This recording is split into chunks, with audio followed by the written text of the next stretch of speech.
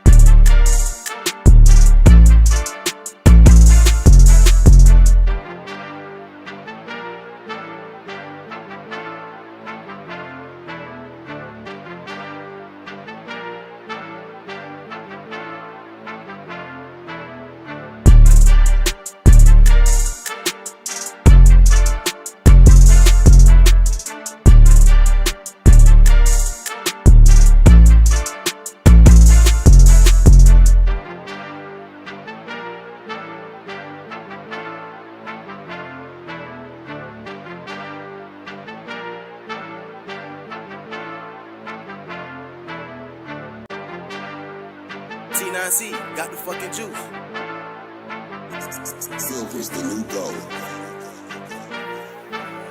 Press this shit, son.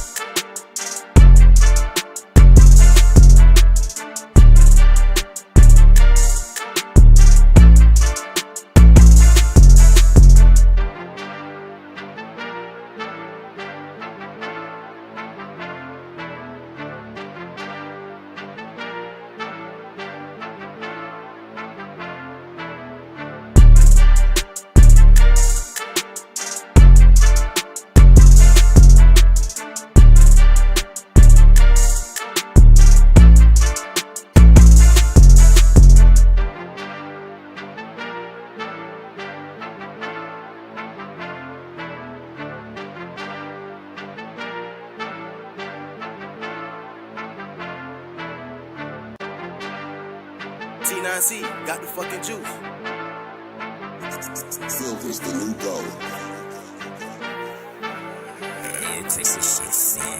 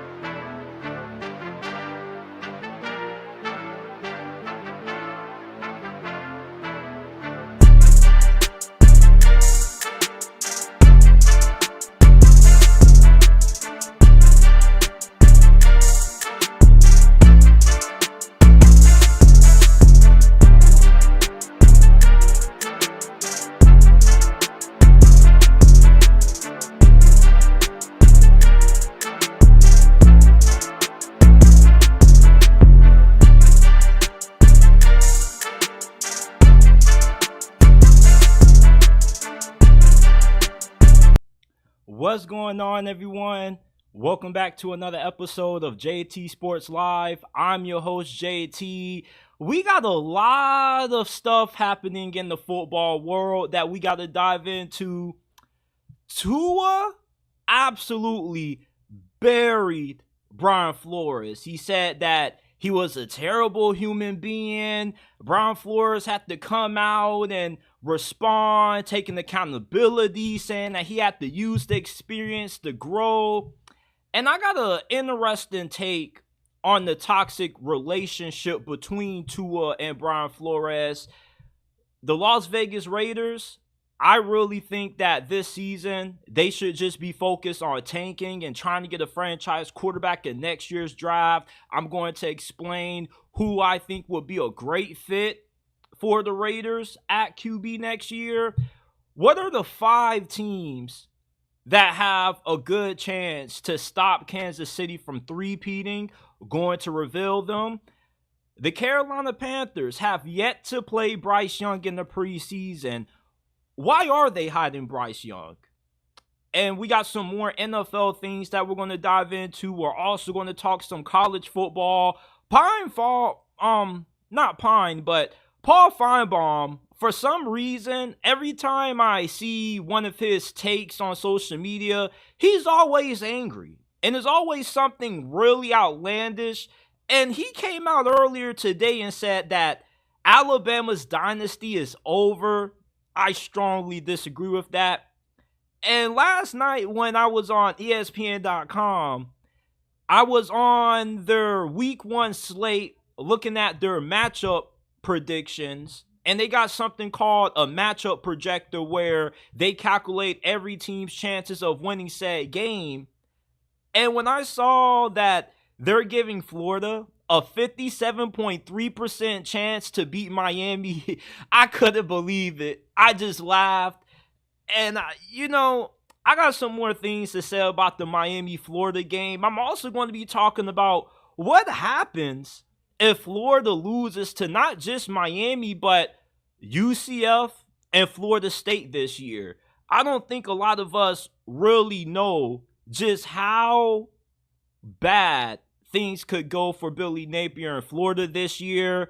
The Big Ten and the SEC, listen, we just need to give them their own playoffs at this point because we're wasting time allowing them to participate in the 12-team playoffs because it pretty much is going to be the Big Ten SEC Invitational. And we got a lot more things that we're going to dive into on this episode. Before we start, shout out to my guy, Kate Roan, with the $5 donation. He says, powerful, JT Sports Live, and the end for real football season. Let's go. My guy, Battle Bean, says, JETS, Jets. Before we start, hit that like button, subscribe to the channel. Remember that you can listen to this episode and all of our previous ones on Apple, Spotify, Amazon, wherever you get your podcast from. The JT Sports Podcast is available. Send in your questions in the DMs on Instagram at JT Sports _ and on X at JT Sports __. And here's a quick word from our sponsor, Aura. In football, we all know that no quarterback can win without good protection up front. It's also important that you protect yourself from data brokers who sell your personal information online to scammers, spammers, and anybody else who may want to target you. That's why you should use Aura, today's sponsor of this episode. Aura shows which data brokers are passing away your information on the internet and automatically submits opt-out requests on your behalf. Go to aura.com/JTsports in description or pin comment down below to get a 14-day free trial and protect your personal information from being exposed online. Cleaning up your information online not only helps reduce the amount of spam you receive, but it also protects you from hackers who could use this info to help gain access into your social media accounts, bank accounts, or other sensitive information. Go to our sponsor, aura.com/JTsports in the description or pin comment down below to gain access to your 14-day free trial and protect yourself from hackers looking to gain access into your sensitive information online.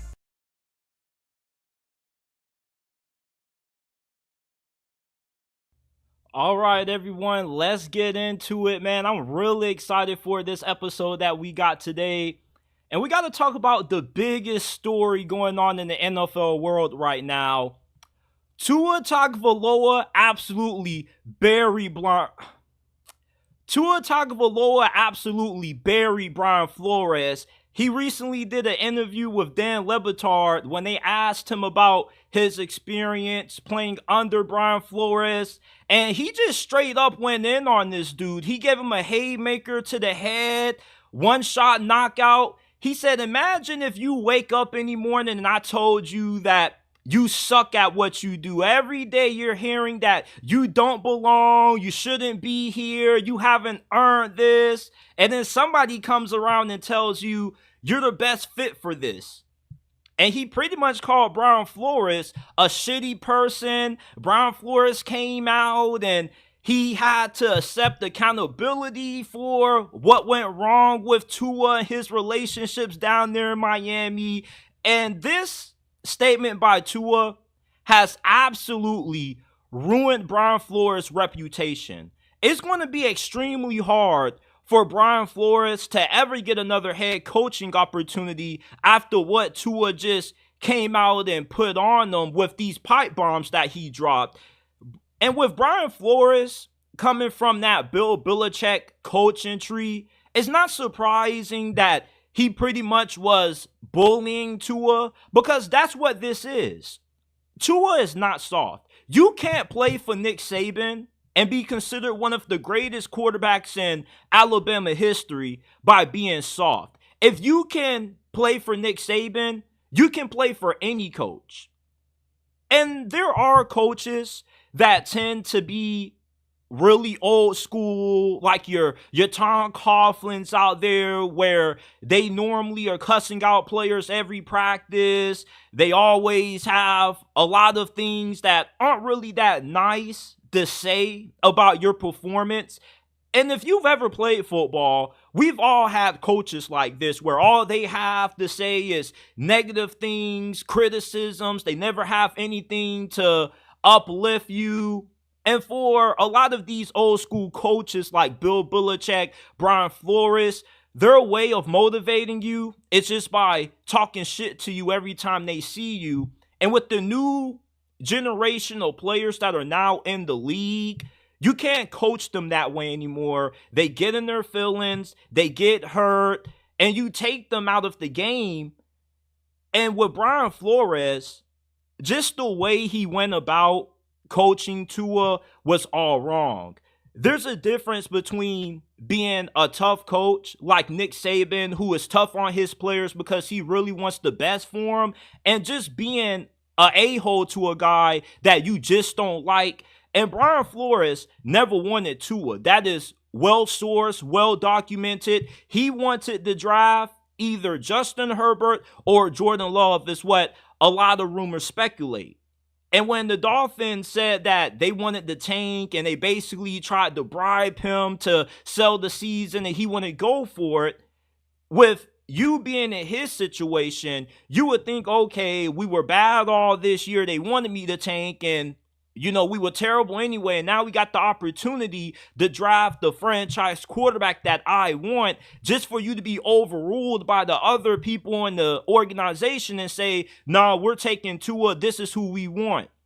This is why, if you're Brian Flores, you know, you didn't want to tank in the first place. Because if you're going to tank, you want to get the quarterback that you feel is ideal to have the success that you feel the team can have with him underneath the helm at center. But instead, with the owner and the other guys in the front office wanting Tua so much and you didn't want him, you pretty much have to fall in line or pretty much just sign off on your designation.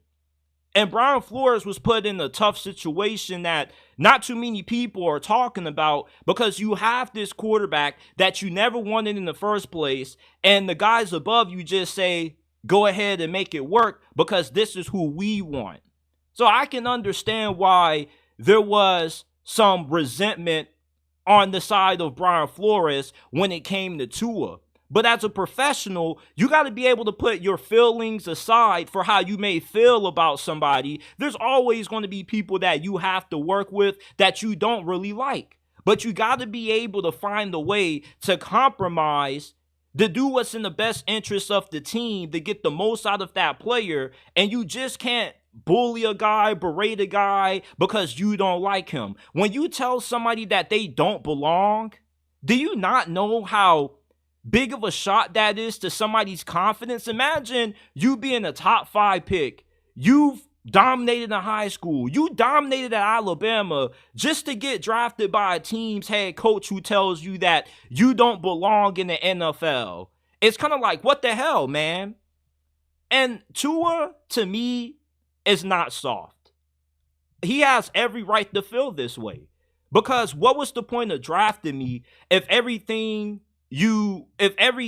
I come into the meeting room, all you plan on doing is just berating me and telling me how terrible I am?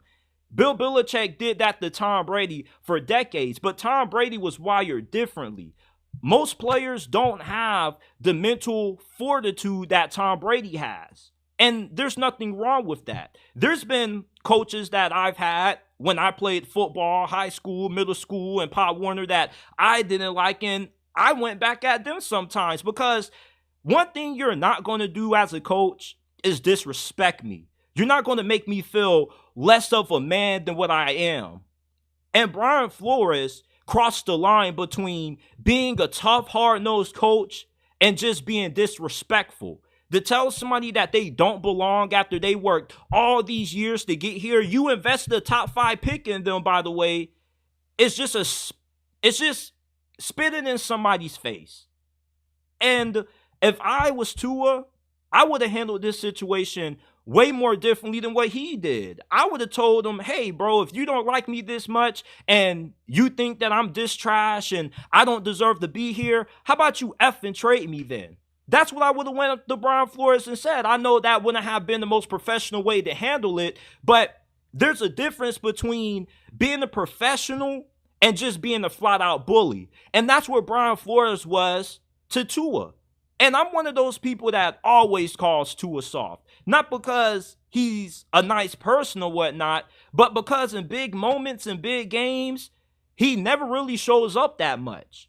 But to just constantly tell somebody they're not good enough, we don't want you, you shouldn't be here, it sets a bad precedent for you getting another job in the eyes of other owners, other GMs, because now every time you interview for a head coaching vacancy, they're always going to ask you about the Tua Tagovailoa situation. And Tua is one of the best quarterbacks in the league. He's not top 5, but he definitely is top 10. And he has played at a way higher level under Mike McDaniel than he ever had under Brian Flores, which also makes him look really bad because it makes him look like he's inept at being able to hire the right people to run his offense. And it also makes it seem like he's somebody who just doesn't know how to get along with his star quarterback. And when you drive somebody that high early into their career, you being that hard on them, that negative, and you berating them, bullying them like Brian Flores did with Tua, is how you destroy a young quarterback's confidence and you ruin their career. For a quarterback to succeed in today's NFL, he needs stability on the coaching staff, and he needs an organization that believes in him, that's going to boost his confidence after he has a bad game. You don't want to hear somebody saying, man, you suck, this is why we shouldn't draft you. How the hell is that going to make you play better? And from Brian Flores' standpoint, why would you ever think just constantly crapping on a guy was ever going to be the way to help him play better? What, you think that talking shit to him should motivate him to play better? All it does is piss you off even more and make you just absolutely get despised. And there have been players who have spoken out for the Minnesota Vikings in defense of Brian Flores, but there really is no coming back from this if you're him. And I wouldn't be surprised if we never see him become a head coach ever again after a situation like this. when you are this toxic to a player, it's a really bad rap to have on your resume.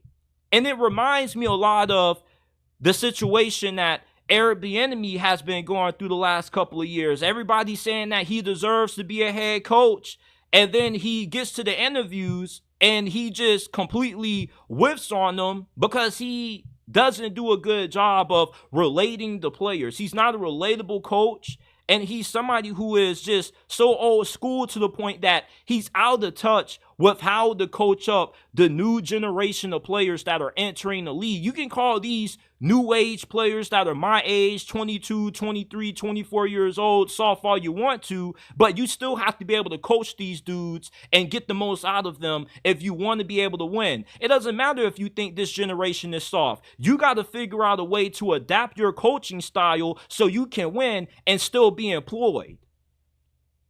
Tua's not soft to me for this. I would have did a lot more worse if I was him. I just would have completely aired out the dirty laundry. You are a crappy person if I'm doing everything I can to win. I won at Alabama. I played for Nick Saban, the greatest head coach, not just in college football history, but in the history of football itself. If I can play for him, but I can't play for you, there's a problem with that. So I side with Tua with this. This is really damaging to Brian Flores' reputation. I don't see how he can come back from this. Now, the next thing I want to talk about. So last night I was scrolling ESPN.com. I went to their. Start over. Last night I was scrolling ESPN.com. I went to their week 1 college football schedule.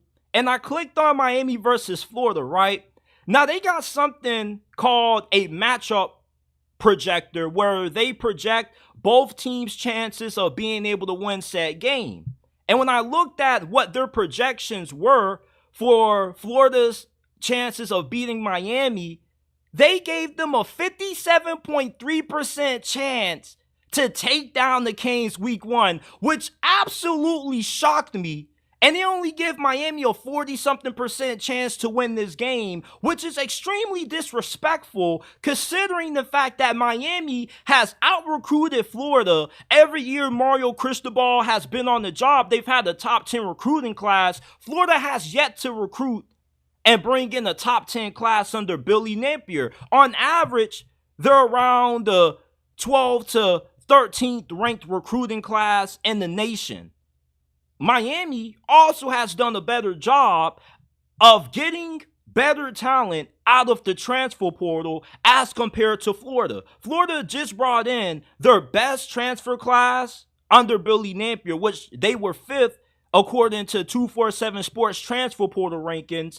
And I'm really trying to figure out what makes Florida a better team than Miami in this game, and what about them is so good that they have a 57.3% chance of winning this game. Is it because they're playing in the swamp? Because I don't think playing in the swamp in 2024 means much anymore. I remember this was the same place that Arkansas came away with the victory at last year, right? Did Arkansas make it to a bowl game last season? No, they did not. They actually were one of the worst teams in the SEC. But the swamp is such a tough place to play. Arkansas was able to get a victory, right? This is 2024, people. It's not 2008. It's not 2009. Do you see Urban Meyer roaming the sidelines as Florida's head coach? No, you don't. They got Billy Napier. They got number 15 at quarterback still, but it's not Tim Tebow rocking that 15. It's Graham Mertz.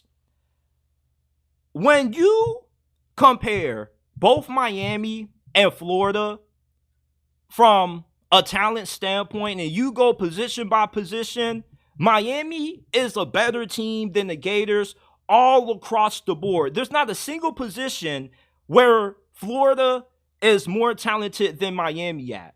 Miami, not only are they the more talented team, but they are the more well-coached team in this game. Mario Cristobal has won a conference championship at the P4 level, Power 5 level at the time when he was at Oregon. You got to give him props for winning a Pac-12 championship, because what major conference title has Billy Napier ever won?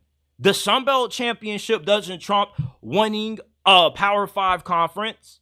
So why is it that Mario Cristobal continues to get compared to Billy Napier when he's achieved way more than what Billy Napier ever has as a head coach? This is really disrespectful of ESPN to slight Miami like this, because Florida, for some reason, is viewed as a powerhouse program in this game, and Miami has everything to prove. No, Florida has more to prove in this game than Miami. Miami, if they win this game, everybody's going to tell you, well, they should have won this game with them being the better team. But if Florida wins this game, everybody's going to look at it and use that to slide against Miami, because people expect Miami to handle business in the swamp this year. Anything other than a win out of Mario Cristobal and this team is a major disappointment.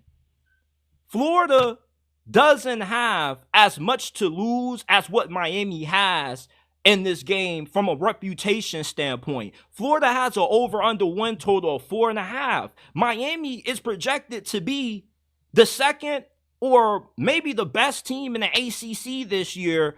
So I don't see what makes Florida such a big favorite in ESPN's eyes that they have such a high chance to win this game according to their matchup projector. 57.3% chance to win against Miami. I don't care if you're playing at home. You're nowhere close to as good as what Miami is. So I'm really am ready for this game to kick off, because at this point, all it is just people harping on how bad Miami has been in the past, how they've always tend to underachieve, and just people overlooking just how down and out Florida football has been these last couple of years. People are talking about how everybody always says Miami's always going to be back, and yet they never are. But Florida is a shell of what they used to be. There was a point in college football when you were scared to play Florida. Now you look at Florida as an easy win if you're Texas, Alabama, Georgia, or who else is amongst one of the top teams in the SEC. Playing in the swamp doesn't have the prestige or the difficulty that it used to have a decade ago. And people have to get that out of their head. Florida is just not a good program anymore. And they're close to becoming the next Nebraska, especially if they lose this game and potentially lose to the other in-state rivals that they got to play this year, UCF and Florida State. But this is just ridiculous how this narrative is being pushed that Miami has more to lose in this game than Florida. Billy Napier is coaching for his job. A loss here makes the hot seat incredibly hotter than what it already is. It's scorching hot at this point. I can't even imagine how hot it's going to be with the loss if you're Billy Napier. You probably won't even be able to sit down on the chair at that point. This just makes no sense how Florida is getting more of the benefit of a doubt of getting the win in this game when they're not as talented as Miami, they're not as well coached, and this is a team that didn't even make it to a bowl game last year. You know, every time I see a clip about Paul Finebaum floating around on social media, this dude always looks angry, and he's always hating on some program. And, you know, earlier today this morning, I was on X and I saw a clip of Paul Finebaum on Get Up when he said that Alabama's dynasty is officially over. He said that Georgia won the Natty twice, Michigan won it once since Alabama last took home the national championship crown. And he pretty much has said that the Alabama dynasty has been over before Nick Saban retired, and now it's really over now that Kalen DeBoer is the head man in Tuscaloosa. And Paul Finebaum couldn't be more wrong with this take. If anything, the Alabama dynasty is about to start up again with the hiring of Kalen DeBoer, because this guy really is going to be the next coming of Nick Saban. I truly believe that in my heart. Some of y'all can say that I'm tripping, I'm getting overboard. He hasn't coached a single game, but he has been coaching college football for over a decade now, and he doesn't have any more than 9 career losses. He's won national championships at the NAIA level. He won at Fresno State. He turned around Washington in the span of 2 years. He took that program from about to be in the pits of irrelevancy because they damn near got ran into the ground by Jimmy Lake, and took them to the national championship, something that Chris Peterson was never able to do. And if you can win in that short amount of time at Washington with less talent, you can win at Alabama, inheriting a top 3, top 5 roster in America. I don't see how Alabama not only doesn't make it to the college football playoffs this year, but I see them making it to the Final Four. Alabama with Kalen DeBoer is going to be a staple in the SEC for years to come. They won the SEC championship last year against Georgia. They were the reason why Georgia didn't make it to the postseason. They ended a 2-year win streak that Georgia had. If you think that Alabama's dynasty is over, you're delusional. Because if anything, it's just starting over again. They're dominating in recruiting still. Right now, they got like the second or third best recruiting class for 2025. And Kalen DeBoer, with the staff that he has in place, Alabama is built to sustain success and continue the level that they've been under Nick Saban, under Kalen DeBoer for at least the next 5 to 6 years.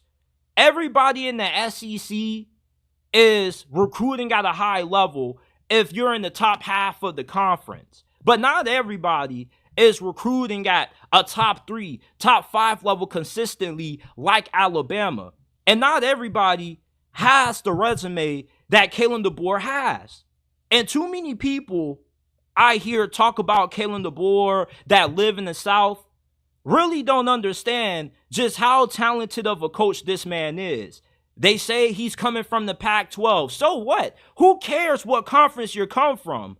You can be a good coach coaching in the Sun Belt and still remain a great coach coaching in the SEC if you really are a good head coach. It doesn't matter what school, what conference you come from. If you can win anywhere, it doesn't matter where you're at. You know how to win because your process of turning a program into a winner works. Because when you think of Kalen DeBoer, where has he not had success at? Exactly. So if he's never failed at any job he's been at, what makes you think that he's going to fail just because he has to replace the greatest head coach in college football history? Right now, there's only one coach that I would take over Kalen DeBoer, and that's Kirby Smart. Other than that, nobody even comes close. You can say Brian Kelly, Ryan Day all you want to, but these are coaches who have been unable to win national championships, having way more resources than what DeBoer has ever had at Washington. And now you give somebody who's been fantastic at doing more with less, more at a school like Bama with their resources. The Alabama dynasty is not over. I expect Alabama to win the SEC this year, make it to the playoffs, and potentially be in the running to come close to winning it all once again, year one under Kalen DeBoer. This dude is a prodigy as a head coach. And a lot of you guys truly don't understand just how good he is. But you're about to find out in a week from now, because the college football season is about to kick off. We got Georgia Tech, Florida State playing this weekend. I'm so happy that we got football back, and I'm happy that everybody's tuned in to the live stream, YouTube, X, wherever you're watching. Hit that like button, follow, subscribe to the channel. Check out the podcast. We're available on Apple, Spotify, Amazon, wherever you get your podcast from. The JT Sports Podcast is available.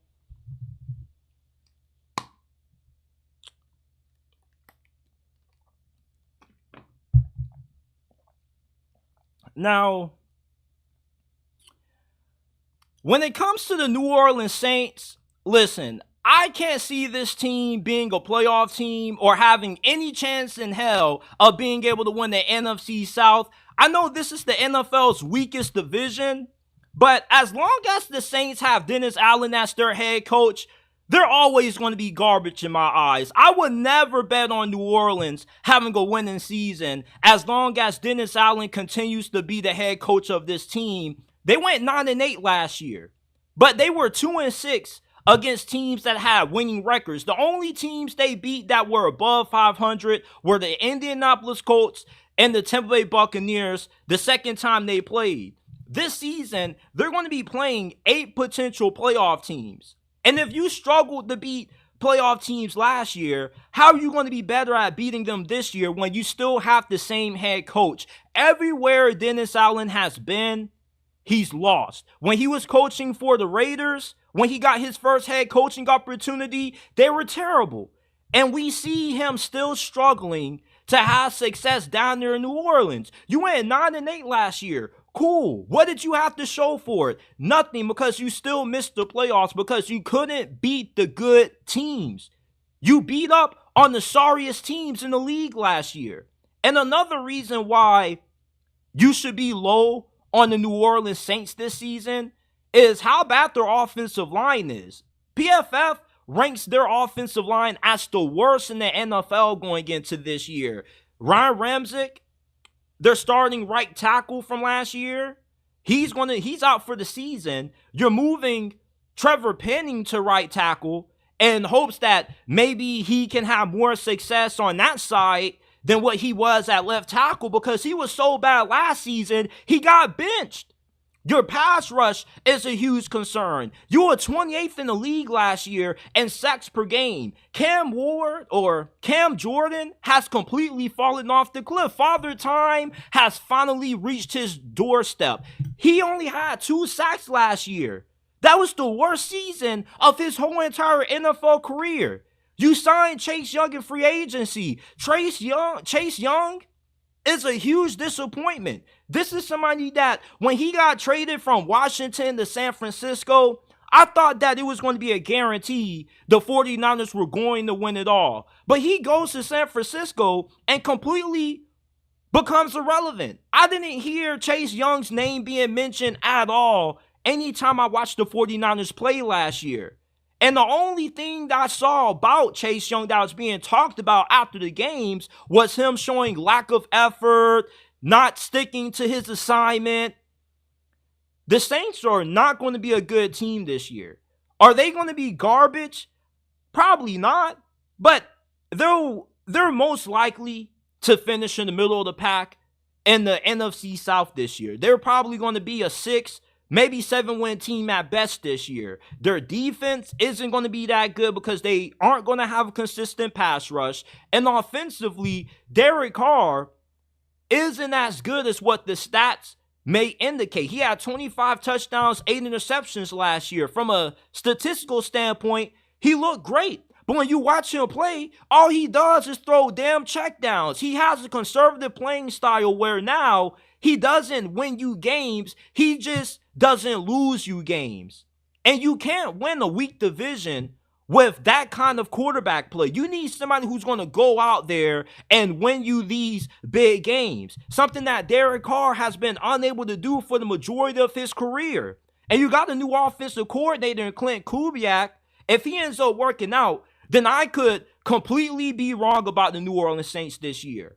But I don't think he's going to be that good. Derek Carr, not only is he getting old, but the more he plays, the more scarier he tends to play as well. This is somebody that last year would throw more checkdowns than any quarterback I've watched. All you do is spam drag, out routes, checkdowns to Alvin Kamara. How often does Derek Carr push the football downfield? Not really all that much. And I expect Derek Carr to regress even more this year. Before last season, when he first got to New Orleans, he was considered to be a top 13, top 15-ish quarterback. But now, I view him more as a 18th, top 20 quarterback now, barely below average. So the Saints this year, to me, not only do they not have a shot at winning the NFC South, but I really believe that they're going to end up firing Dennis Allen after this year, because last year was playoffs or bust. That team had enough talent and that weak of a division to be a playoff team. And they went 2-6 against teams that had 500 or better records. And if you can't beat good teams, why should I believe you're going to be able to beat the 8 potential playoff teams that you're going to play this year with Dennis Allen as your head coach? Eventually, you see enough of somebody to know what they are. I don't need to see another season of Dennis Allen to know that this dude is a garbage head coach. And it doesn't matter how good of a team you have. You can have the most talented team in the NFL, still not make it to the playoffs, still underachieve because your head coach sucks. Dennis Allen has yet to lead a team to the postseason. And now all of a sudden he's going to be able to do it this year when he was 2-6 against teams with winning records. I'm good off the Saints. I am fading the Saints. I'm taking the under with whatever their win total is. I don't see this being a sleeper team or a team that could surprise us when you still have the biggest issue on the team, that being Dennis Allen. I would never trust a Dennis Allen coach team. He's a good defensive coordinator, but he's not cut out to be a head coach. The Las Vegas Raiders this year, in my opinion, are going to be the worst team in the AFC West this season. You got the worst quarterback room pretty much in the whole entire NFL. Aiden O'Connell is going to be the backup to Gardner Minshew, but you're most likely going to see both of these guys getting time at QB1 this year. Gardner Minshew isn't going to give you consistent enough quarterback play to remain the starter for the entirety of the season, so you're going to have to put Aiden O'Connell in there at some point to give you somewhat of a spark. But the Raiders' biggest need going into the start of this offseason was quarterback. And they didn't address that. And at this point now, you should be eyeing whoever's going to be the top quarterback prospect in next year's draft. Rather it be Carson Beck or Shedeur Sanders. And I think that it makes a lot of sense in the world for the Raiders just to tank this year. You're not going to go that far. You won 8 games last year because you were able to get fortunate enough to beat a few backup quarterbacks and get lucky on Christmas Day against the Kansas City Chiefs with Antonio Pierce. And I love Antonio Pierce. But with him being a defensive-minded coach, not knowing too much about offense, he's not going to be able to get good quarterback play out of Aiden O'Connell or Gardner Minshew. When you have an offensive-minded coach as your head coach, then you have a higher chance of being able to overcome the limitations that you may have at quarterback. Shane Steichen was the sole reason why Gardner Minshew looked serviceable last year. This is the same person who couldn't even beat out Anthony Richardson last year, and Anthony Richardson wasn't even expected to start in most people's eyes. He's on his 4th team in the 5 seasons that he's played in the NFL. Does that sound like a good quarterback to you? No. He is the new generation's Ryan Fitzpatrick.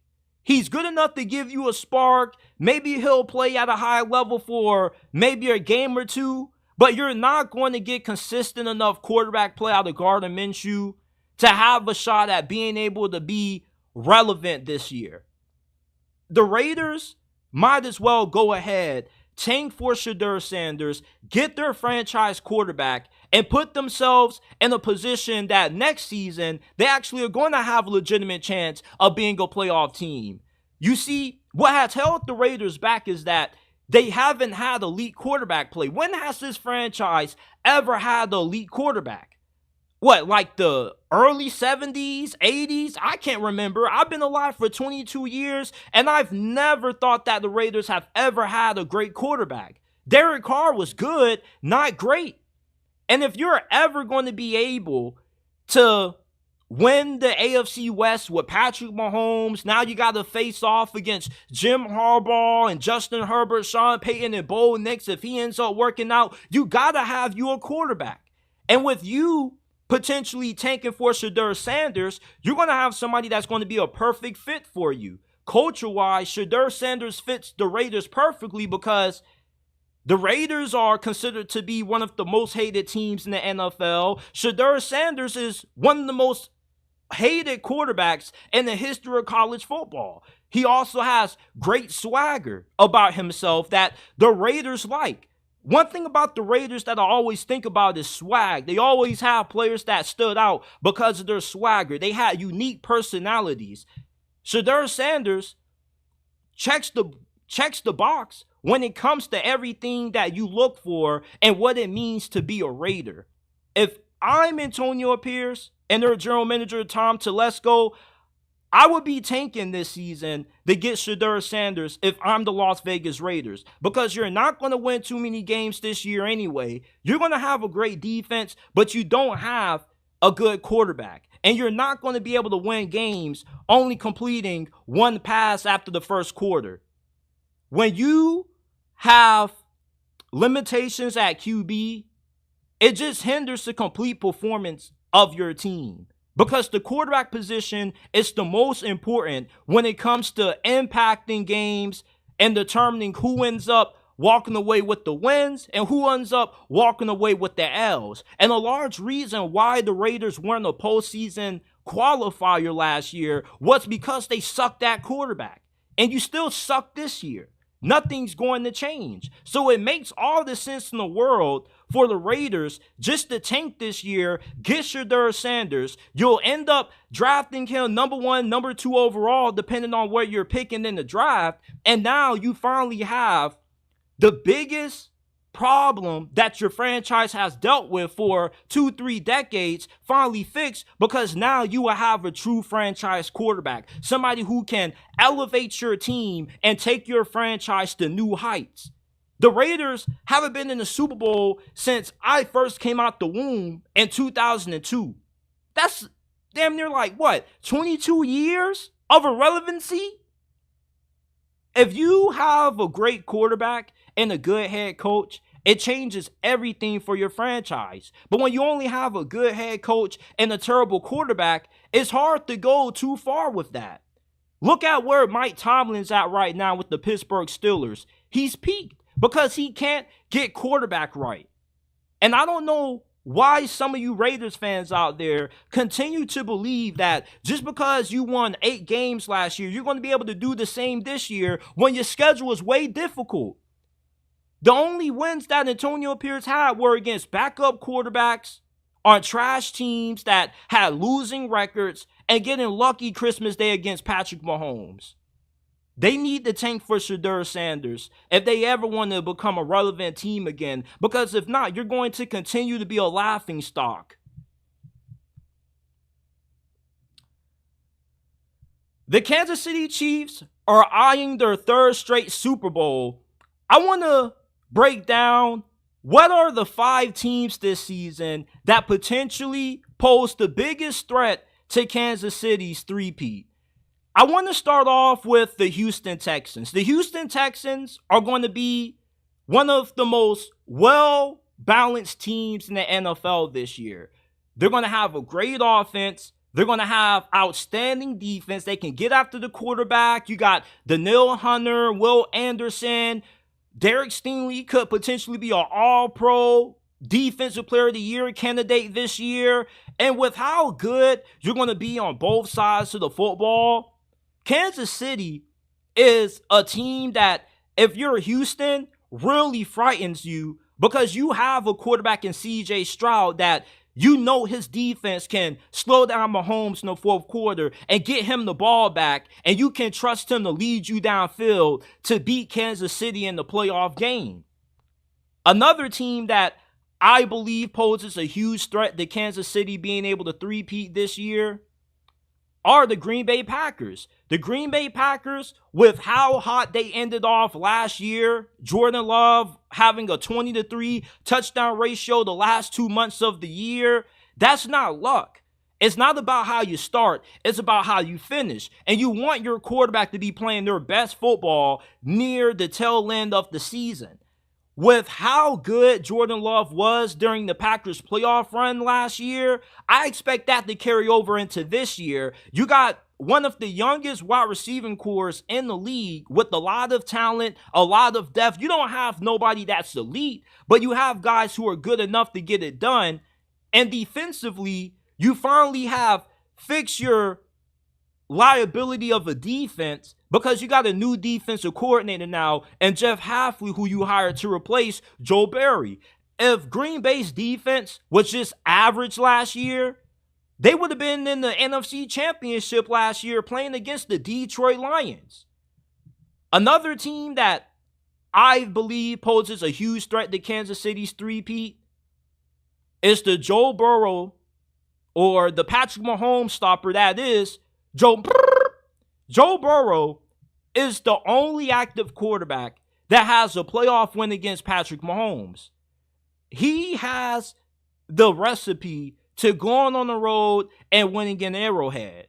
And with him being healthy this year, if you're a Chiefs fan, the last quarterback you want to see in the postseason is Joe Burrow. Because Joe Burrow is the Patrick Mahomes stopper. He's like what Eli Manning was to Tom Brady.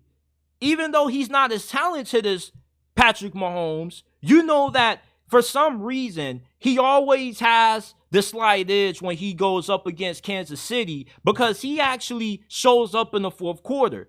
Even though Joe Burrow statistically hasn't looked that great in these playoff games, he always is able to make big plays when they matter the most late in the game in the fourth quarter, which is what you have to be able to do when you're going up against Patrick Mahomes and the Kansas City Chiefs.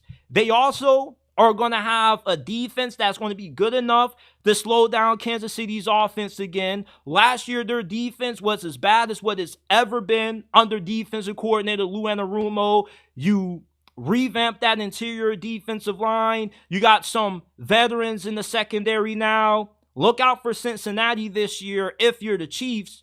The Baltimore Ravens. I know that Lamar choked in the fourth quarter of last year's game. He threw that interception, the triple coverage. But what often isn't remembered from that game is that before Lamar threw that interception, Zay Flowers fumbled away a touchdown that would have made it a one-score game. And then he also had a costly taunting penalty late in that same matchup as well.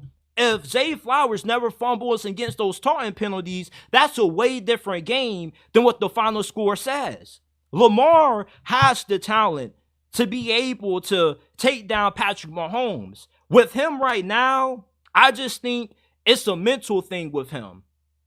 And once he finally is able to get over the mental barrier that he has when it comes to the fourth quarter against Mahomes, then he'll be able to get over the hump and he'll be able to deliver a Super Bowl to Baltimore. And with how talented Baltimore is this year, they pretty much are the most talented team in the AFC this year. They're not as complete as what the Texans are because they got concerns on their offensive line. And I believe that the Texans' defense this year is slightly more talented than Baltimore's. Plus, they lose their DC to Seattle. But with Derrick Henry, he's going to be the great equalizer for that squad this year. Last year, a big piece for why they didn't make it past Kansas City was because they didn't run the football that much. They only gave their running backs 5 carries in that game. With Derrick Henry at running back, he's going to be somebody who you can rely on to take some of that pressure off of Lamar's shoulders in these big playoff games if they do have to go on the road and face off against Patrick Mahomes this year again. Now with Derrick Henry, you can build your offense around trying to keep Patrick Mahomes off the field instead of having this mentality that we got Lamar Jackson, we're going to ask him to go toe-to-toe straight up with Mahomes, and we're just going to air it out. Baltimore isn't a team that's equipped to win games just by relying on Lamar Jackson's arm. Not saying he's not a good passer, but when Baltimore is at their best, It was with them being able to play complementary football. For as good as what Lamar was last season, it's easy to forget that they still were top 3 in the NFL in rushing yards per game. That is the identity of the Baltimore Ravens, being able to be dominant on the ground. And with Derrick Henry, that's what makes them such a big threat still to the Kansas City Chiefs. And the last team are the Los Angeles Chargers. The Los Angeles Chargers aren't as talented as the Texans, Packers, Bengals, or Ravens, but what they do have that poses a threat to KC is them having a new head coach in Jim Harbaugh. And Jim Harbaugh has won everywhere he's been. San Francisco, Michigan. He's always delivered. It's not a matter of if he's going to succeed in Los Angeles. The question is, how fast is he going to be able to turn around this team and make them a Super Bowl contender? I don't think they pose a threat to Kansas City in the playoffs, but they do pose a threat to Kansas City in terms of being able to win the division. Because when you're able to consistently win your division, you guarantee yourself a home field playoff game. Now, if you don't get the 1 seed, it still helps your chances of being able to make it to the Super Bowl, because when you get to play a playoff game in the wild card round, it's a huge benefit to you. Think about when they beat Miami last year. If Kansas City never won the AFC West last year and they have to go on the road to play the Dolphins in Miami, do you still believe they win that game? It's a way different game, because Miami, with them having to travel on the road to Arrowhead, it put them at a disadvantage because it exposed their biggest flaw. They can't play in harsh weather conditions and the cold. They're not a physical football team. And to win in cold weather games, you got to be physical. And that's why home field advantage for Kansas City means so much. If you don't have that and you got to go on the road and all your playoff games, your road to the Super Bowl becomes increasingly more difficult than what it would be with you having that home field playoff game that you get from winning the division. So these are the 5 teams that I believe pose the biggest threat to the Kansas City Chiefs being able to three-peat this year. Leave your comments down below. I'm eager to hear what you guys got to say.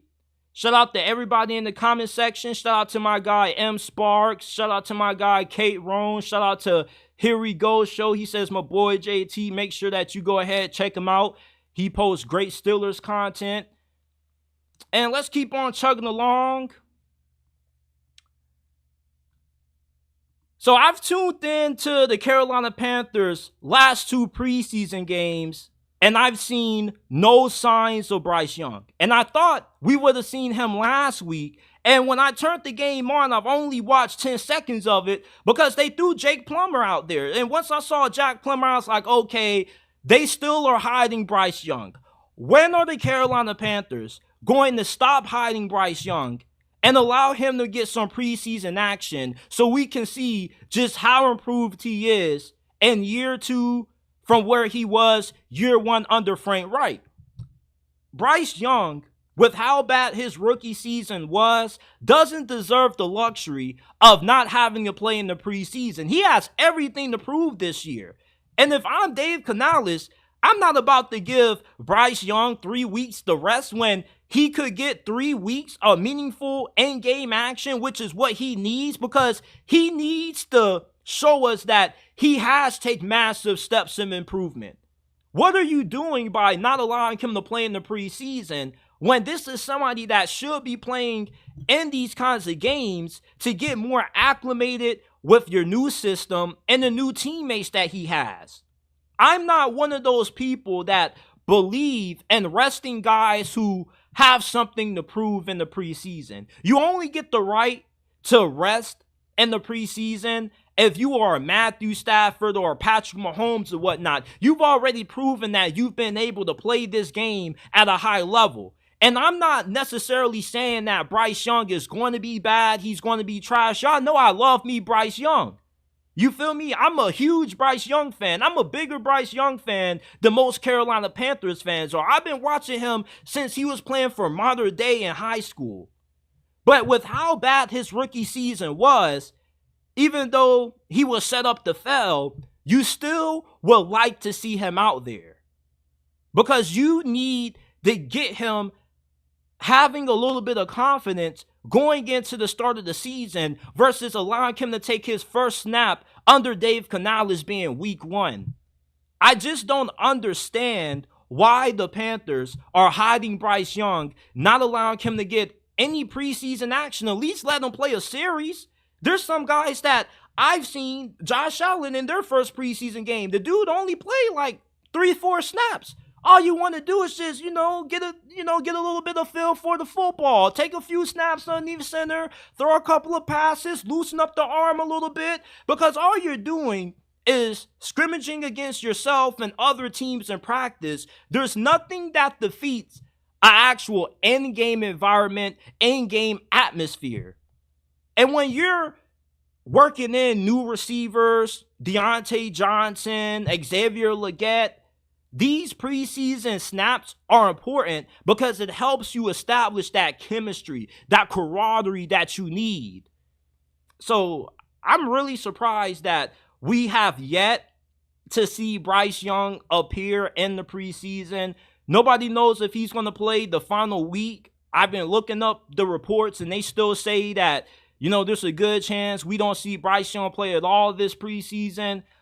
You don't want nobody to get injured in these kinds of games. That's understandable. But somebody like Bryce that has so much to prove should be playing. And there are plenty of teams that are playing their starters. CJ Stroud has played in a couple of preseason games. He's looked excellent. Jordan Love played in a preseason game. Not saying Bryce Young needs to play in all of them, but at least play in one. Let him knock off a little bit of that rust. Because you don't want to get the week 1 and you get out to a slow start to the season because you didn't play your starters at all. There are a lot of players outside of Bryce Young who have a lot to prove. Deontay Johnson, Xavier Legette.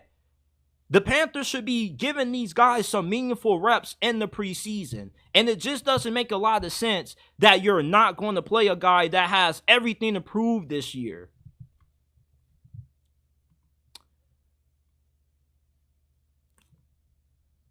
The New York Jets are the weirdest team in the NFL. It's like I'm really fighting myself because one day I wake up and I believe that Aaron Rodgers is the key to this team making it to the playoffs. But then I think about all of the offseason drama that they dealt with Aaron Rodgers missing mandatory minicamp to go do drugs. Because that's what he did. He missed mandatory minicamp to go do ayahuasca. And it doesn't matter if he alerted them ahead of time. When you miss days of your job that you're required to come to work for, to go do drugs, that's a problem. That's a concern to me. And I don't know if Aaron Rodgers is completely bought in.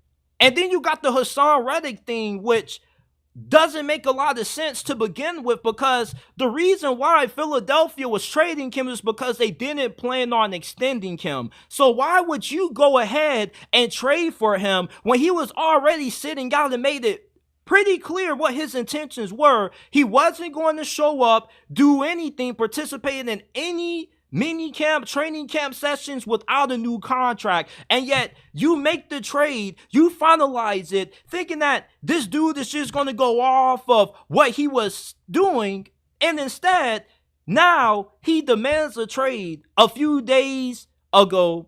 And it's just really weird because it's like you knew this dude was going to be a no-show until he got a new extension. But you still traded for him when you could have just re-signed Bryce Huff, who was younger and at this point probably more productive than what Hassan Reddick is going to be at his age. He's like 30 years old. This is going to be his last opportunity to cash out before he ends up having to settle for veteran minimum deals and not being able to make the most depending on where he's at and 2-3 years from now due to his age. The Jets, just for some reason, have become a soap opera. It's like I've heard more things about the New York Jets pertaining to distractions with Aaron Rodgers, Hassan Reddick sitting out due to contract disputes, then I've heard anything positive about this team on the field. And that concerns me because oftentimes the teams that disappoint are the teams that aren't balled in completely. To be a playoff team, everybody has to be on the same page. One team, one goal. And it doesn't seem like the Jets are one team right now. You got Aaron Rodgers who's doing his own thing. He's more known for being outspoken in his podcast appearances than what he is as an NFL quarterback now. More people talk about Aaron Rodgers, the person off the field, than the man that we've grown up watching all these years prior to his injury last season. And even before he got injured last year, he still had a lot to prove because of how bad his last season was in Green Bay. Green Bay didn't make it to the playoffs in Aaron Rodgers' final season. But in the first season of Jordan Love being the full-time starter, they came really close to making it to the conference championship game. That's not a good look. And I love Aaron Rodgers. You know, I'm not an Aaron Rodgers hater. I don't want it to come off like this. But what I'm trying to say is that I just don't know what the hell to feel about the New York Jets this year. They're the only team that I really don't have a prediction for. I got them 10-7 right now. But I'm really fighting with locking that in because they just have way too much going on. They do. It's just like tuning into an episode of Atlanta Housewives. There's always some drama going on with the New York Jets. And I still got to go back to the idiotic trade that they made for Hassan Reddick. Howie Roseman absolutely finessed New York. The Eagles knew that Hassan wanted to get paid. They weren't going to extend him, and he wasn't going to show up until he got an extension, which is why it confused me that the Jets would trade for him already knowing this. What, you think because it's New York, he all of a sudden was going to want to show up and play despite him wanting to get paid? No, it just makes no damn sense. I just don't know what to think about the New York Jets. I don't. The talent is there. You know, if Aaron Rodgers ends up looking like the bad man that he's been all these years, us watching him, then I love their chances of making it to the postseason. But I just don't know what to expect from this team. I don't even know if it's fair to trust Aaron Rodgers. What has Aaron Rodgers shown to give us any confidence in him? To show that we should trust him. What? Because he's Aaron Rodgers and we should trust him because of what he's done in the past? I watched Peyton Manning in 2015 fall off the cliff. I watched Father Time catch up to him right in the middle of the season. It was a Thursday night game against Kansas City. I remember he broke some kind of record. And then after that, I don't know what the hell happened to him. It's just like the wheels just completely fell off the damn train. And we don't know if Father Time has caught up to Aaron Rodgers. He hasn't even taken a single snap of the preseason yet. And he probably won't, because if he got injured in only 4 or 3 plays last year, if you're Robert Saleh, of course you're not going to risk putting Aaron Rodgers out there in the preseason.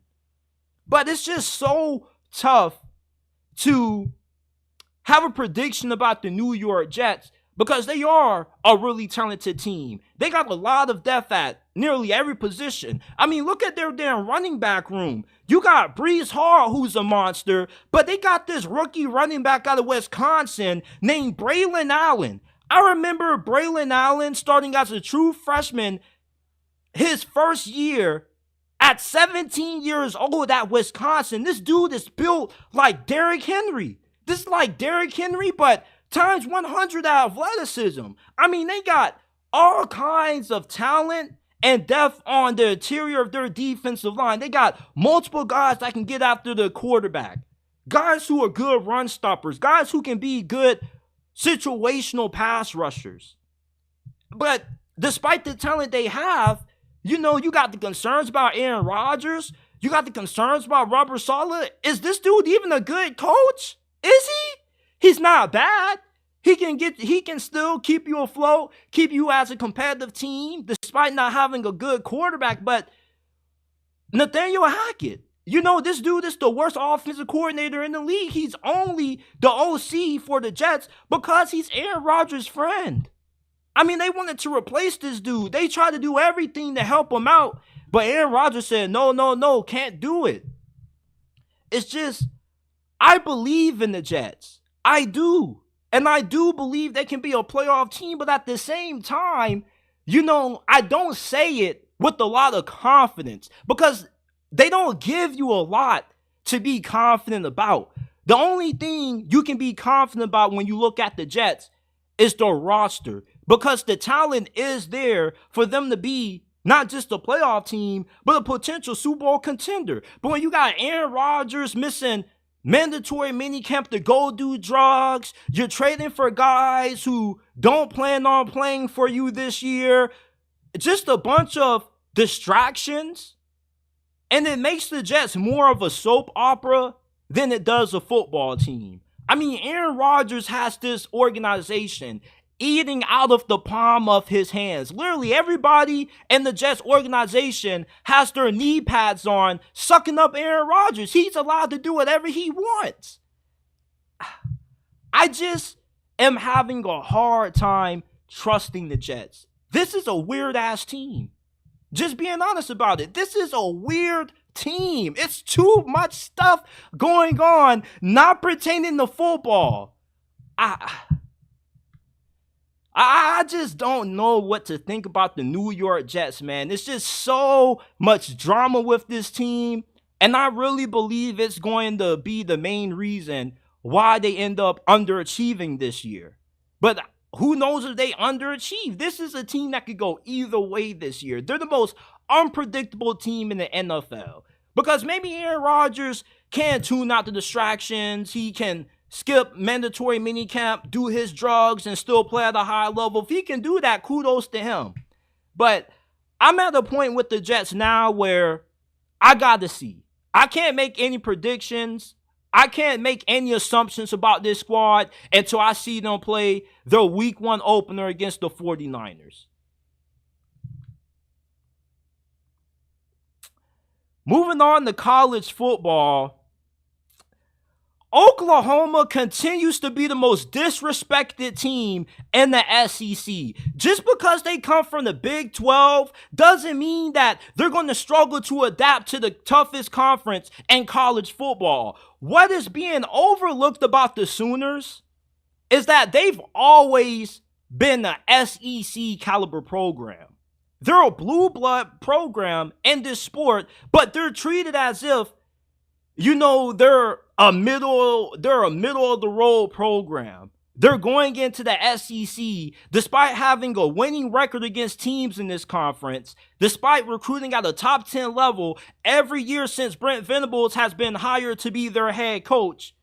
People just seem to ignore that, and they just have Oklahoma penciled in to be a middling team in the SEC, which I strongly disagree with. This is a team that is better than finishing in the middle of the pack with the 7-5, 6-6 record this year. This is a team that is more than capable of being able to win at least 9 games and potentially competing for the SEC title. The talent is there. Everything that you need to have to win in the SEC, Oklahoma has. They got a good coaching staff. They recruit at a high level. They got a great defense. Nobody talks about how good Oklahoma's defense is going into the SEC this year. This is one of the top 3 best defenses entering this year in this conference. They got a lot of experience and depth in the secondary. They improved their pass rush, which was their biggest Achilles heel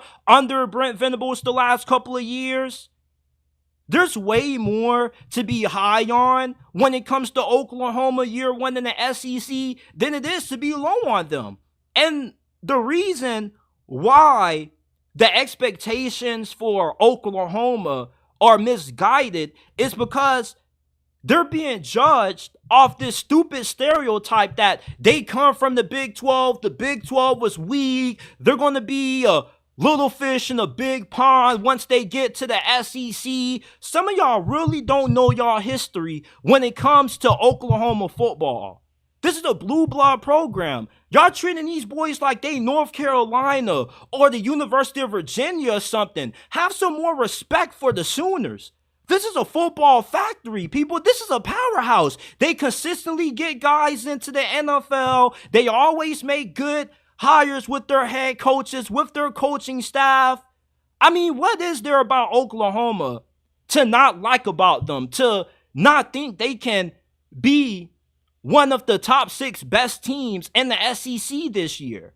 I really don't understand why the perception is so low on Oklahoma. They are more than better than just being a middle of the pack program in the SEC. This is, to me, a upper tier, upper echelon program. I view them in the top half of the SEC. Hell, I would put Oklahoma over Ole Miss as a program. They've done way more than what the Rebels have done the past decade.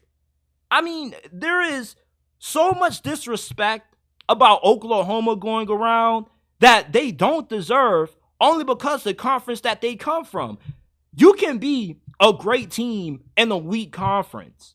We saw it with Clemson. You remember when Clemson won the national championship that year with Trevor Lawrence, and people were questioning just how good they were because they won a weak ACC? It doesn't matter how weak your conference is. You can still be an elite team coming from a garbage conference if you recruit well and you also have a good quarterback and head coach, which Oklahoma is going to have. Jackson Arnold was the National Gatorade Player of the Year when he was coming out of high school. He performed well at the Elite 11 camp. And 247 Sports has started to get more accurate with their quarterback rankings. Normally, if you have quarterbacks ranked inside the top 10, they normally end up panning out. They don't miss too often. Oklahoma deserves way more respect entering the 2024 college football season than what they've been getting. 7-5, 6-6. I can't see them winning anything less than 9 games. 9 games is the floor for Oklahoma this year. Their offensive line is going to be improved this year. They got one of the better offensive line coaches in the nation. I believe that's not going to be a weakness. They got good receivers. They got a great running back in Gavin Sawchuk, who they also got via recruiting. I mean, Oklahoma is a way better program than what a lot of you folks think. Some of y'all folks are treating them like they're Kentucky or they're Missouri or somebody like that. I mean, Missouri is ranked higher in the AP top 25 than Oklahoma, which is extremely disrespectful. Missouri had one good year last year. Oklahoma has been more consistent as a program compared to most of the teams in the SEC. I don't get why they're the easy pick to be a middle of the pack team in this conference when they're way better than what a lot of you folks think and are giving them credit for.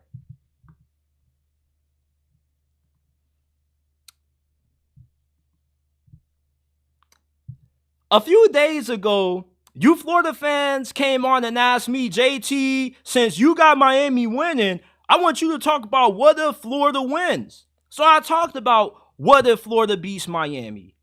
Now, I want to talk about what happens if Florida not only loses week 1 to Miami, but they lose to their other in-state rivals that they played this year, that being against UCF and Florida State late in the season. What if Florida goes 0-3 against Miami, UCF, and Florida State this year?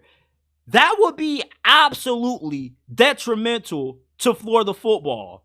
They will lose 2 stars of prestige because if you go 0-3 in the state against the biggest schools in this state, imagine how negatively that's going to impact recruiting.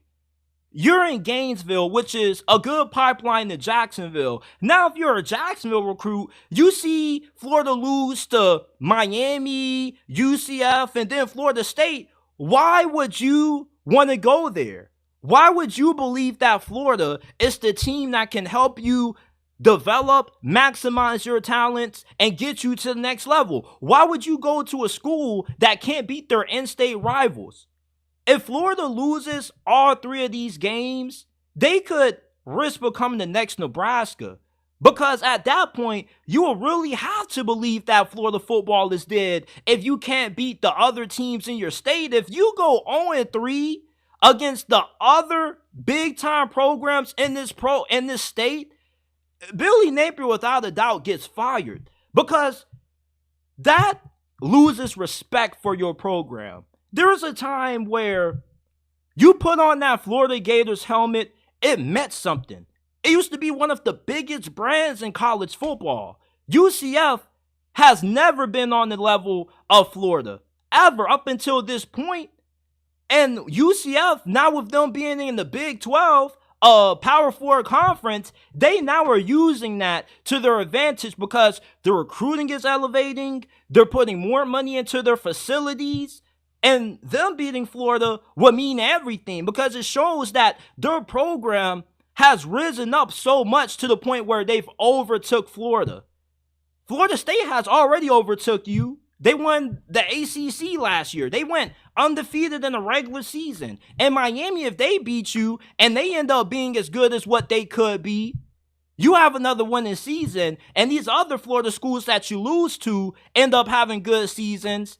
That just negatively hurts the perception of what Florida football used to be.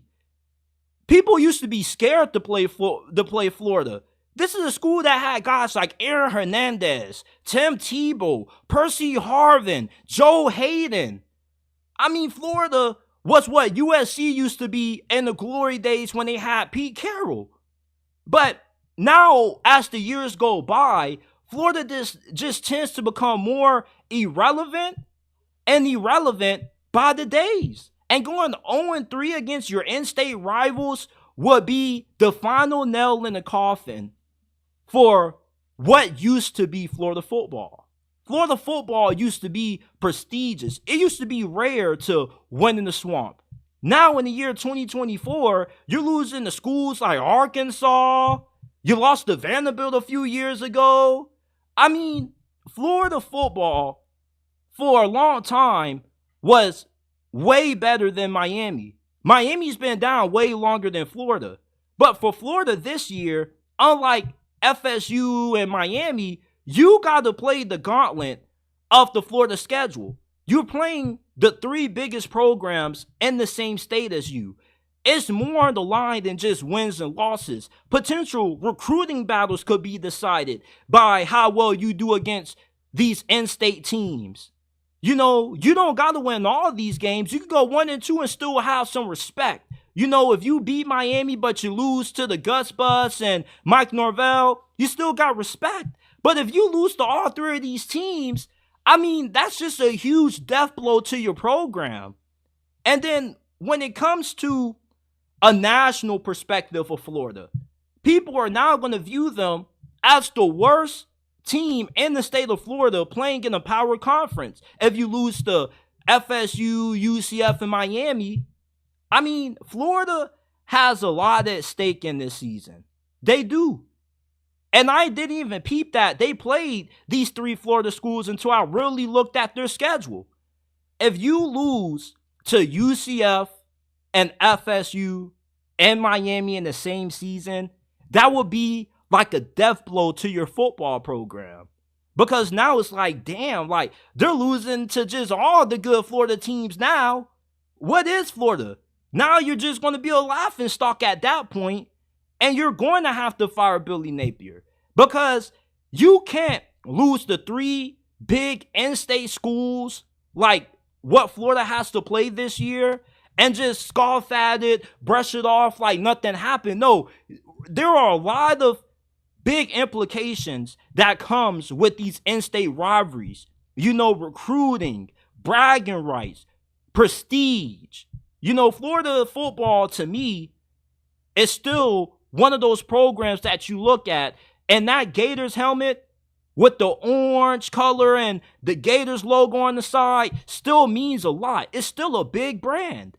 But losing to these 3 schools will hurt your reputation negatively to the point where, recruits probably won't even think twice about wanting to go play for Florida when they're like, why would I go play for a team that just lost to all these in-state schools when I can go play for one of the teams that beat them? It's hard to sell recruits on the vision that you're building something when you just lost to 3 of your biggest in-state rivals. It wouldn't sit well. And if Florida loses to not just Miami, but these other 2 Florida schools, I just think that it would be more than enough to get Billy Napier fired. Because going 0-3 against the other big schools in your state is not a good look for him or Florida football. Shout out to everybody in the comment section. My guy Robert Turner says, I'm one of the Florida fans that what if. He also says, what about what Miami used to be? We're not talking about Miami, though. I gave you what you asked for. I asked you, everybody told me to do a segment. What if Miami loses to Florida? I did that. Now I'm doing the segment, what if Florida goes 0-3 against UCF, Florida State, and Miami? And this legitimately can happen. It can. Let's not make it seem like it's not impossible. Your over-under win total is only 4.5. Miami's over-under win total is 9.5 wins this year. I'm just saying, Miami football has been down for so many years.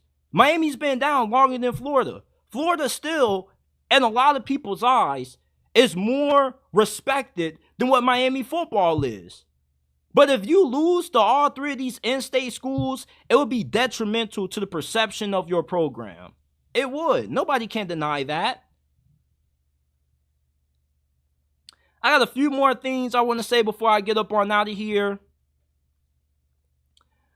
Listen, the 12-team playoffs is going to be the SEC Big Ten Invitational. It's going to be the equivalent to what the AFC and NFC conferences are in the NFL, which is why we just need to stop wasting time making it seem like a school from the ACC or the Big 12 or a G5 school has a chance to win a national championship, and just make the college football playoffs only about the Big Ten and the SEC schools, because those are the 2 conferences that are going to decide who wins the national championship for the next years to come. The Big 12 programs are miles behind the Big Ten and the SEC programs. And so are the ACC teams. Now, if Miami and Florida State can get their act right, then maybe they can make the ACC a power conference that can be mentioned in the names, mentioned with the likes of the Big Ten and the SEC. But with Florida State and Clemson looking to leave, that's further going to hurt the conference.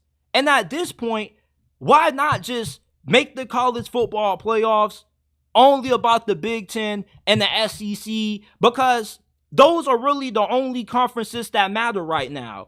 I was working on my college football playoff predictions earlier, and there are about 5 teams that can make it that can win the Big Ten this year and possibly make it into the playoffs.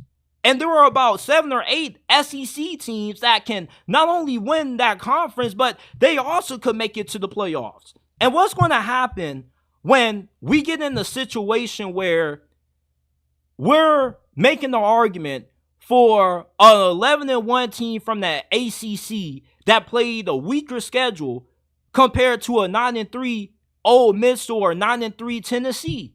Being an undefeated team is nice, but if you were undefeated playing a weaker schedule than a 9-3 Tennessee, why should Tennessee get left out when they played a tougher schedule? They played better competition. You see the arguments that are about to pop up, and the only way people are going to want to give solutions is around expanding the playoffs even more. But then you make it even easier for the SEC and the Big Ten to continue to get more teams in. You're going to have SEC teams that play a stronger strength of schedule than a potential ACC champion this year. And what if you get an undefeated ACC team and you get a 1-loss ACC team in, and that 1-loss ACC team ends up getting in over a 9-3 Ole Miss squad that played a tougher schedule and beat more better opponents? What if you leave out Tennessee and they find out a way to beat Georgia, but they're 9-3. But Georgia is considered to be the best team in college football entering this year. You have to give Tennessee points for that. Strength of wins, strength of schedule matters more than what your record says. Being an undefeated team in any other conference, not named the SEC or the Big Ten, doesn't hold the same weight to being a 9-3 team in one of these conferences, because they're so much more tougher. They're more oversaturated with great quality teams than what the ACC and the Big 12 are. And you can say that I'm being crazy, I'm being too biased towards these conferences, when I really believe I'm telling the truth. You see, the problem is that conference realignment has hurt the rest of college football, where it's benefited the SEC and the Big Ten, because they are the two conferences that are going to have the most interesting games week after week, and they're going to have the strongest strength of schedules, even if they don't have a strong out-of-conference schedule. What's the point of scheduling a big out-of-conference game week 1 if the SEC is already loaded with the majority of the best teams in college football? The SEC has more teams ranked inside of the top 25 than any other conference in America. You know who's second behind them? The Big Ten. Everybody else, the ACC, the Big 12, they don't have no more than 3 or 4 teams ranked at best. And there's not a single G5 team that's ranked neither. College football, in terms of who wins the national championship, now comes down to the Big Ten and the SEC. You might as well have a Big Ten, SEC college football playoffs, because those are the two conferences that are going to end up producing the national champion. I don't see whoever wins the ACC and whoever wins the Big 12 going far in the college football playoffs. If Utah wins the Big 12 and they get an auto bid, right? And they get that first round bye, guess who they potentially going to have to play in the second round? A team from the Big Ten or the SEC that's more talented than them. Imagine you being Utah, you get that first round bye, but you got to play against Georgia or Alabama or Texas or Michigan or Ohio State or Oregon potentially. There's no way a team not playing in the Big Ten or the SEC is not going to win the national championship this year. It's going to happen off the strength of how deep these conferences are. And they really are the only conferences that kind of matter to college football. I know that's going to offend a lot of you folks out there, but we just need to be realistic about it. Let's just be honest about it. The SEC and the Big Ten run college football right now. And there hasn't been a single Big 12 team to win a national championship since what? Texas with Vince Young? Oklahoma in the early 2000s? I mean, there should be a playoffs that only has the SEC and the Big Ten competing for the national championship, because they are what the NFL is. The AFC, NFC is what the SEC and the Big Ten are. And we need to stop pretending like it's a level playing field, everybody has a shot to win it all, when no, they don't. If Florida State would have made it to the college football playoffs last year, they still would have lost to Michigan. They wouldn't have won the Natty. It doesn't matter. You know, last year was the first time in years the SEC wasn't included in the national championship game. The SEC and the Big Ten run this sport, which is why I don't think it makes much sense having these other conferences participate when they're going to be non-factors in the end, because they're going to get the floor swept of them once they go up against a Big Ten or a SEC team that's good enough to win it all. Most of these teams, if they played in the SEC or the Big Ten coming from the Big 12 or the ACC, probably wouldn't win no more than 9-10 games at best. If you put Florida State in the SEC right now, how many games do you think they win? Probably not more than 8 or 9 at best. If you put them in the Big Ten, they possibly got a chance to win more games. But even then, you still like Ohio State and Oregon over a Florida State. And they probably want to be no better than the third best program in that conference, depending on how you feel about Penn State. I really think that it makes a lot of sense just to make a college football playoffs where the Big Ten teams and the SEC teams go up against each other to decide who ends up hoisting that national championship trophy. Because I don't see any program in the ACC or the Big 12 over the next couple of years being able to challenge any of the top teams from the SEC or the Big Ten. And you can say Clemson, Florida State, Miami, but I'm going under the assumption that those teams are going to end up getting their way and leaving the ACC. They want to leave that conference for a reason because they feel like the perception of their program is being hurt because they're playing in these conferences that aren't the Big Ten or the SEC. When everybody is trying to leave their conference to get to either the Big Ten or the SEC, what does that tell you? It tells you that these conferences playing in them mean a lot more compared to if you're not, which is why the college football playoffs should only really involve these Big Ten SEC schools. There are going to be 9-3 SEC teams that get left out in favor of teams from other conferences because maybe that team in the Big 12 has a better record than that 9-3 Tennessee team that beat Georgia.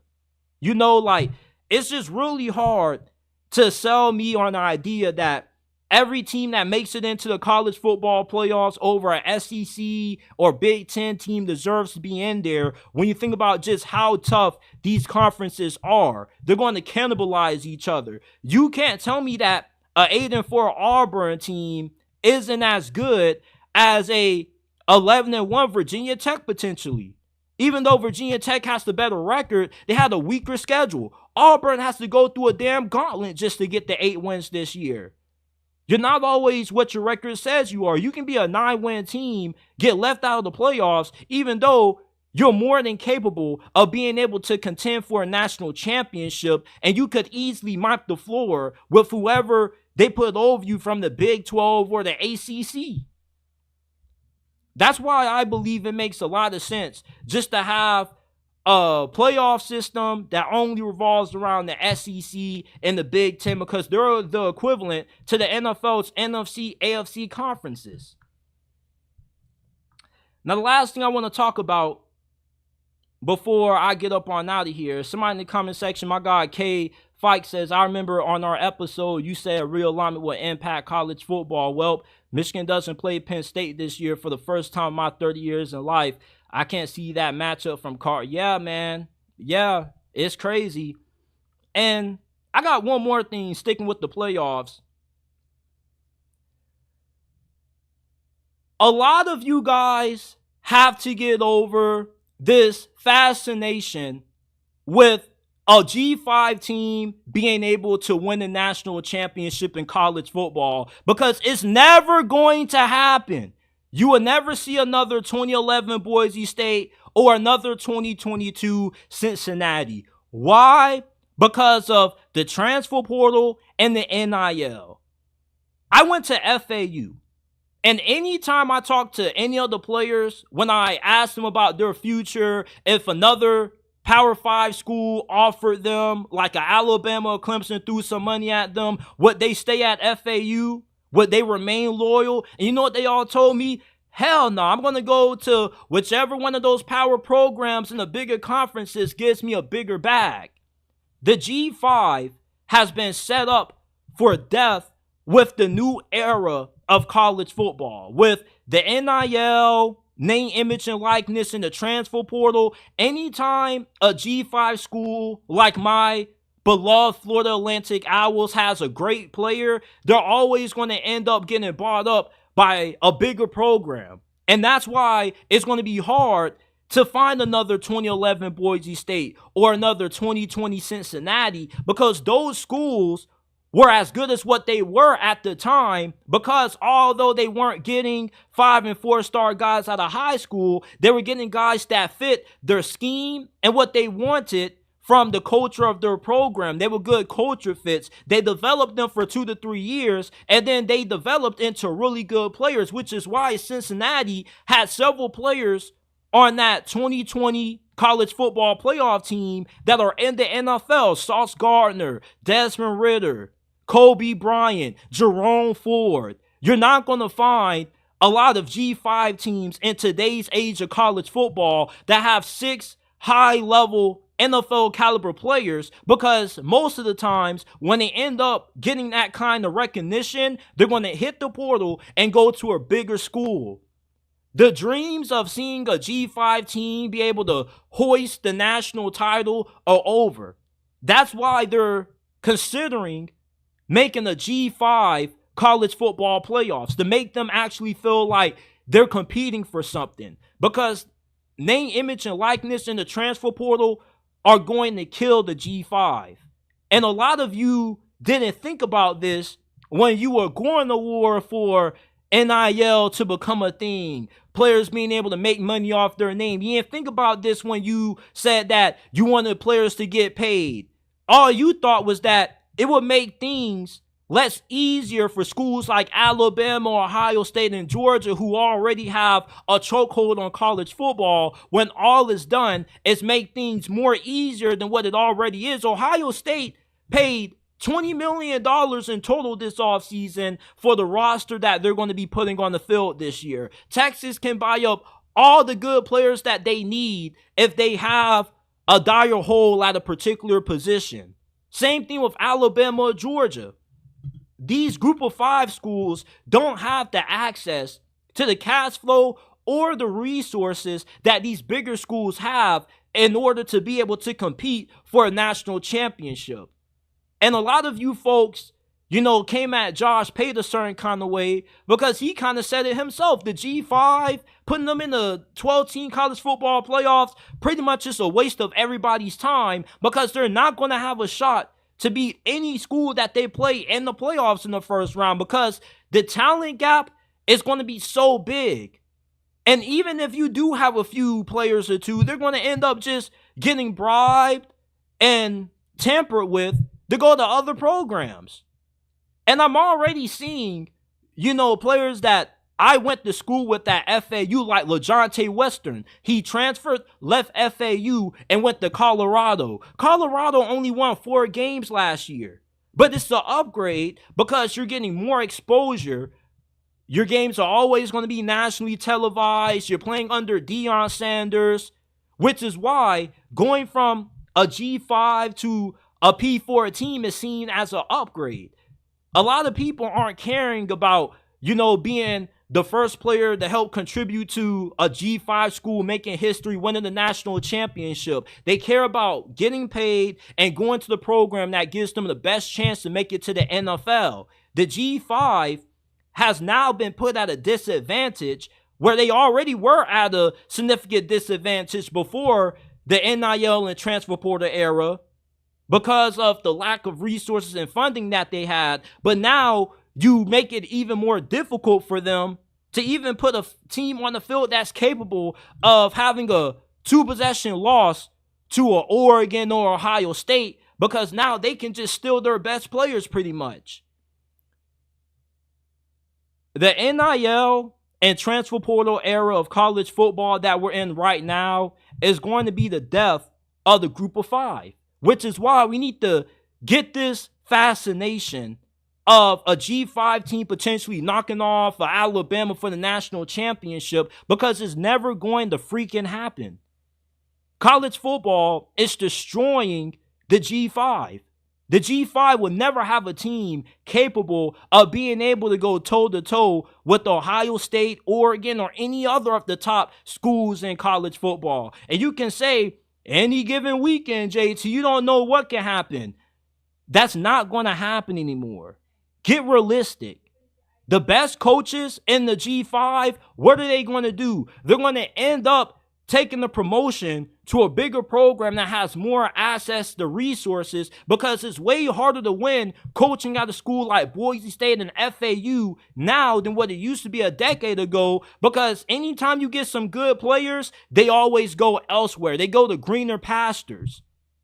Winning in the G5 was already tough, but now it's even tougher because you can't keep your best players. No matter what you do, your best players are always going to go to a bigger school.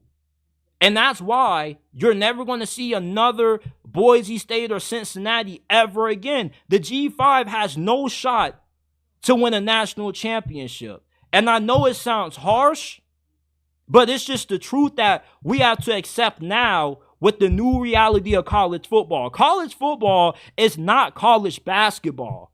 Stop thinking that.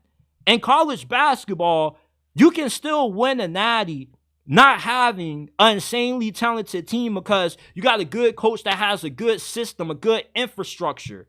And there's way less players on the basketball court that impact the outcome of a game than there are football teams. You know, there are 11 players on the field, both sides of the ball at a time. And when you have the better, more superior athletes, 9 times out of 10, you're always going to end up winning, especially when you're going up against coaches like Kalen DeBoer, Kirby Smart, Steve Sarkisian. These G5 schools don't have a chance in hell of being able to win a national championship. We got to stop acting like they do, which is why they shouldn't get a guaranteed spot in the 12-team college football playoffs. You may be able to be competitive in the first round if you're going up against a team from the ACC or the Big 12, but you go up against a team from the Big 10 like Ohio State, Oregon in the first round, you're going to get blown the hell out. It's not going to be close. G5 teams are as bad as what they've ever been due to their talent being stolen from them. Unless you have a school like FAU that can get more alumni dollars, they can improve their NIL backing to the point where maybe they get to a level where they may not be able to go toe-to-toe with Georgia from a talent standpoint, but at least they can give them a competitive game. But there just is a big detriment to the G5 going on right now with their players getting stolen. You got NIL where you pretty much can bribe players to say, hey, bro, don't stay at FAU anymore. We're offering you $150,000 if you come play for us at Ohio State. I get you want to be loyal, but the money's good, bro. The most they can give you is like $10,000. That's it. They don't have a lot of money to give out. So the G5 is done. We need to stop thinking that there's a chance we're ever going to see Boise State 2011 or 2020 Cincinnati, because those days are over, my brothers. NIL and transfer portal have ruined that dream. Shout out to everybody that tuned in to this episode of JT Sports Live. I appreciate every one of you guys. Shout out to my guy, Robert Turner. He says, JT, if there was a 12-team playoff when Boise State and Utah beat the unbeatable, we all could have a different narrative on college football, period. Yeah, that's back then before you had the transfer portal and NIL. Now players are going to follow the money. You're not going to have a Boise State or Utah anymore. And Utah's lucky enough they got to the point that they are now, because if they were still considered to be a G5 program, it would be a lot harder for them to sustain the level of success they've had because of, you know, the stigma that comes around them being a power program. You know, people got to accept the fact that with the way college football is now being ran by money, G5 schools don't have access to that kind of money. What about the schools in the MAC? Bowling Green, Toledo, you know, Ohio. Those schools are never going to have a shot at winning a national championship because they may not even get any funding at all. Hell, a few years ago, FIU was barely able to afford uniforms, practice jerseys. You feel me? 2020, schools lost money supplying football. You know, like, it's a different era now. And we got to accept that. We got to stop thinking that. You see, you know, one of the toughest lessons that I had to learn in life is that life isn't fair. The road to somebody being successful may not be as difficult as what your path to being successful is. You know, and not everybody can have the ability to become a billionaire, rather it be situation, mindset, you know, your family heritage, growing up in a bad to go up against these Power 5 programs. But I appreciate everybody that tuned in. I'm going to be live either tomorrow or Friday. And college football is back. I'll probably end up doing a watch party for the FSU Georgia Tech game maybe. And then next week, we're really going to be hitting it hard. We're probably going to be going live like 4 straight days out the week, Sunday to Thursday, just because we got to do our weekly predictions. And there's just so much stuff to talk about. But I